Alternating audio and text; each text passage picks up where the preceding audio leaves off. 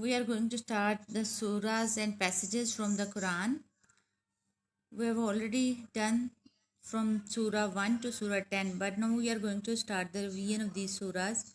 The 15 verses that have been divided into three thematic parts dealing with Allah in Himself. Surah 1 to Surah 5, Ayatul Kursi, Surah Naam, Surah Fusilat, and Surah Shura. Number 5, Surah Ikhlas. These 5 surahs are under the topic of Allah in Himself. Their theme is Allah in Himself. And next 5 surahs have the theme that is Allah's relationship. Allah's relationship with the created world. 11 to 15 surahs have the theme about Allah's messengers. So these verses collected within each part contain something significant about the theme of the part. And that is what students are asked to. In your examination, these 15 verses are tested in your paper 1, question 1. You are asked to choose any two of the following passages from the Quran. And each passage carries two parts. In part A, you will have to briefly describe the main theme of each passage. And in part B, you will have to explain the importance of the theme in Muslims' life today. You are required to show both knowledge and understanding of the passage. We have already completed from passage 1 to 10, but now we are going to start the revision from passage 4, Surah Shura. These are the verses from Surah Shura. That is the 42 Surah of Quran, and these ayats are ayat number 4 and 5 of the Surah. Lahu ma fis samawati wa ma fil ardi wa huwal aliyyul azim takadu samawatu yatafattarna min fawqihinna wal malaikatu yusabbihuna bihamdi rabbihim wa yastaghfiruna liman fil ardi ala innallaha huwal ghafurur rahim. Lahu ma fis samawati wa ma fil ardi wal aliyyul azim. To him belongs all that is in the heavens and on the earth, and he is the most high and most great. Takadu samawatu yatafattarna min fawqihinna. The heavens are almost rent asunder from above them. Angels celebrate the praises of their Lord. Wal malaikatu yusabbihuna bihamdi. And the angels celebrate the praises of their Lord. First one, to him belongs Allah, all that is in the heavens on the earth. Number 2, he is the most high, most great. Number 3, the heavens are almost rent asunder from above them. The angels celebrate the praises of their Lord. وَيَسْتَغْفِرُونَ liman fil ardi, and pray for the people forgiveness of Innallaha ala, behold, Innallaha huwal ghafurur rahim. Verily, Allah is He, the oft forgiving, the most merciful. So this passage highlights Allah's total authority and ownership. The theme is Allah in Himself. Allah's total authority and ownership, His majesty and His mercy. Allah alone is the exclusive owner of all that is contained in the heavens and on the earth. And no one is equal to Allah in rank. No one can become His associate in His being, attributes and powers. Means that all that is the heaven and on the earth is the exclusively property of Allah, and He has full authority and control to deal within all the manners. He is the only master and owner of the earth and heavens and everything. No one else has any part of share in His ownership and in His authority and in His kingdom and His attributes and His power. Allah's glory and praise is so majestic that even the magnificent heavens tremble before His might. We have discussed two things. Lahu ma fis samawati wa ma fil ardi. Everything belongs to Allah only, and on the earth. Wa huwal aliyyul azim. Greatness and glory befits Allah Almighty only. The Quran further reflects upon the majesty and grandeur of Allah as felt in deep fear and reverence by the dwellers of heavenly regions. The innocent angels always glorify Allah. They implore Allah for His mercy again and again for the dwellers of the earth.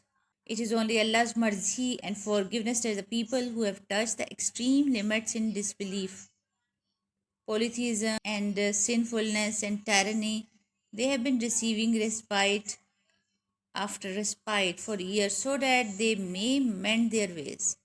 The angels, who are noble and pure beings, celebrate the glory of Allah. They look after the safety of all the beings on the earth and pray to Allah for their forgiveness. They reflect no one side of Allah's glory and praise.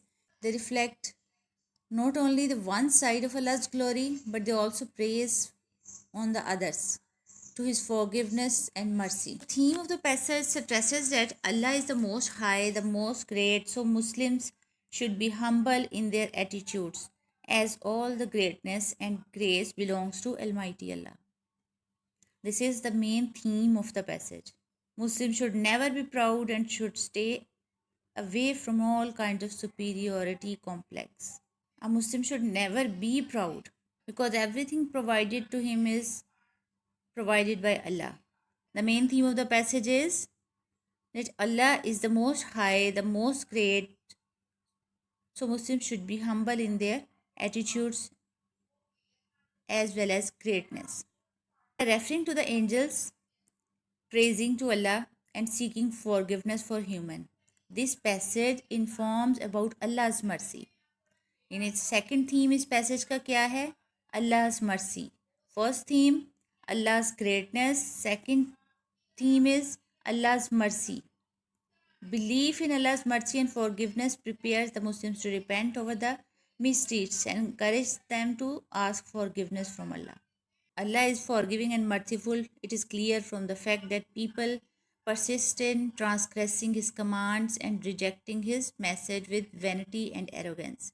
Yet He mercifully goes on giving them respite so that they may reflect and realize their mistake and come to the right path before it is too late.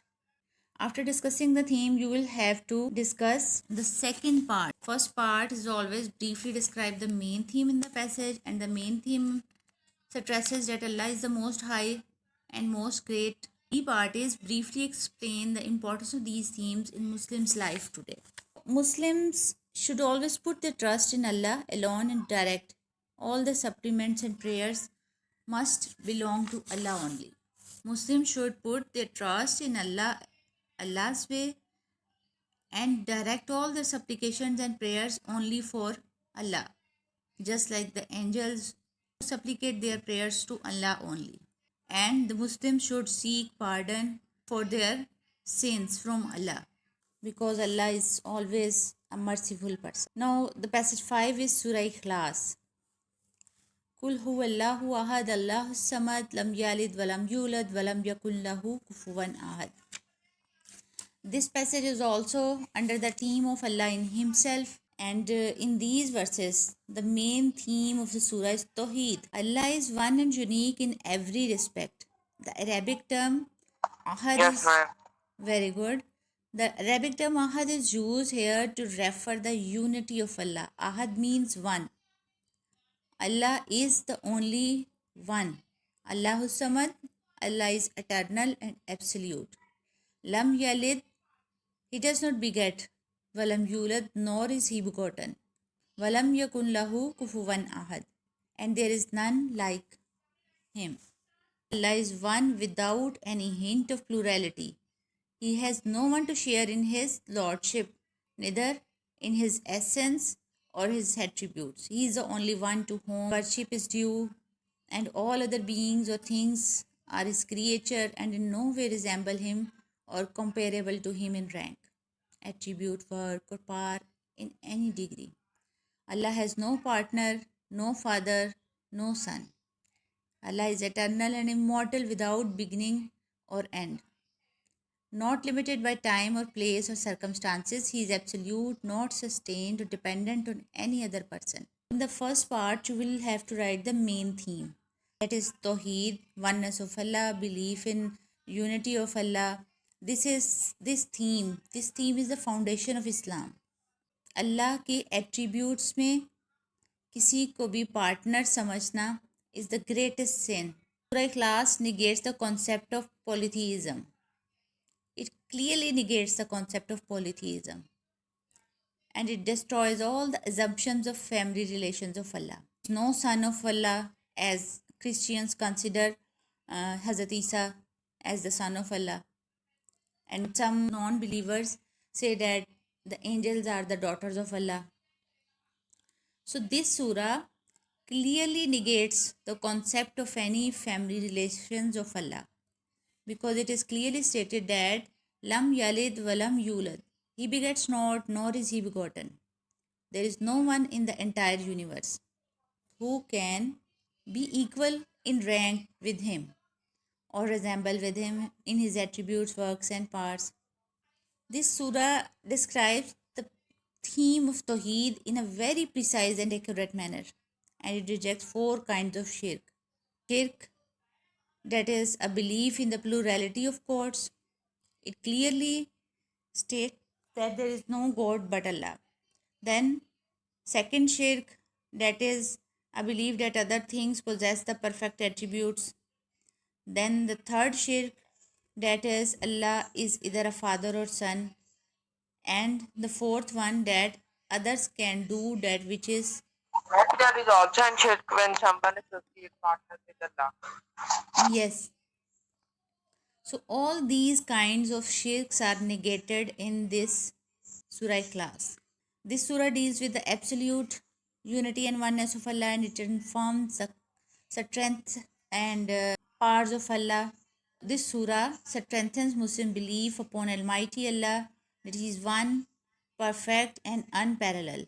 The fact that Allah is matchless and unique in every respect beyond the range of human comprehension or imagination. So, belief in Tawheed in turn affects the conduct of Muslims as they develop a strong sense of God's presence and knowledge. Second part is how Muslims of today should behave. What should be the behavior of the Muslims of today? What is the importance of this theme? Oneness of Allah, Tawheed. So the Muslims of today must have the belief, absolute belief in unity and oneness of Allah. They should not give any attribute of Allah to any other person, whether they are the prophets or any human or any other thing. So the Muslims of today should conduct Tawheed clearly. They must develop a strong sense of God's presence and knowledge. All the messengers of Allah prescribe divine unity to their people. The Quran says that He said, O my people, worship Allah, ye have no other God but Him. Is everything clear to you about these two passages, boys? This is the second or third time that we are revising these passages. I think now there must be no difficulty in understanding. Passage 6 is Surah Al-Fatiha. There are 7 ayats in this surah. Alhamdulillahi Rabbil Alameen Ar-Rahman Ar-Rahim Maliki Yawmiddin Iyyaka na'budu wa iyyaka nasta'in Ihdina Siratal Mustaqim Siratal Lazina An'amta Alayhim Ghairil Maghzubi Alayhim Walazzallin आमीन. ये सूरत तो आप लोग नमाज में बार बार पढ़ते हैं. इसकी ट्रांसलेशन भी आपको आती होगी. In the name of Allah most gracious most merciful. Praise be to Allah, the cherisher and sustainer of the words. Most gracious, most merciful, master of the day of the judgment. Ye we worship and ye we seek aid. Show us the straight path, the way of those whom you have given your grace, not those who earn your anger, nor those who go astray. Surah Fatiha is mentioned in the Quran as the 7 repeated verses because it is repeated several times in the course of the 5 daily prayers. The main theme of this surah, as we have to discuss our passage under the heading of the theme, and A part is to describe the main theme better. B part is the importance of these themes in a Muslim life. So the main theme of this surah, Surah Al-Fatiha, ayat 1 to 7, is that all praise is due only for Allah and He is the only creator, sustainer, and the guardian of the entire universe. It explains the Allah's relationship with the created world.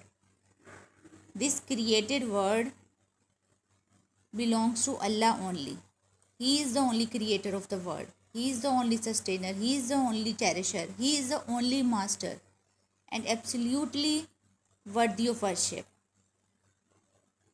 Total submission and seeking guidance belongs to Allah only. He is the Lord of the worlds. We were discussing about the theme of Surah Al-Fatiha. The main theme of this surah explains the praise is only due to Allah, and He alone owns the dominion of the universe and has absolute power. He is the most gracious, most merciful, cherishing, maintaining, and guiding the creation. Allah is the master of the day of the judgment. He is just and full of authority to punish, reward, or pardon anyone He pleases. We worship, obey, submit, and pray our services and devotion only to Almighty Allah. Allah is the personal name of one supreme being who is free from all the defects and shortcomings and who alone is worthy of worship.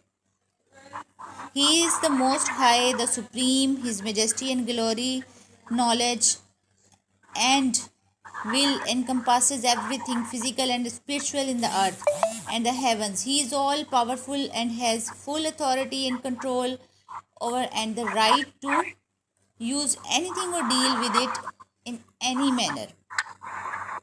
Guidance for the right path and His favor to help us in avoiding the path of those who have been led astray and will be the loser in their life. Now, if we discuss about its importance in the life of the Muslim beings. So, Muslims should encompass nothing of the knowledge of Allah except what He permits to be known to them. Muslims should know that people encompass nothing of the knowledge of Allah except what He permits to them. The Muslims of the today must beseech the guidance from Allah Almighty only for the true salvation and happiness in both the worlds.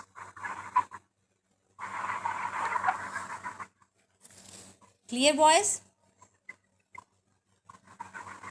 So, Muslims should also develop the qualities of kindness and caring others because these are the attributes of Allah and we should follow the attributes of Allah. We should develop the qualities of kindness and caring others. We should treat everyone kindly without any distinction of class, race, and religion.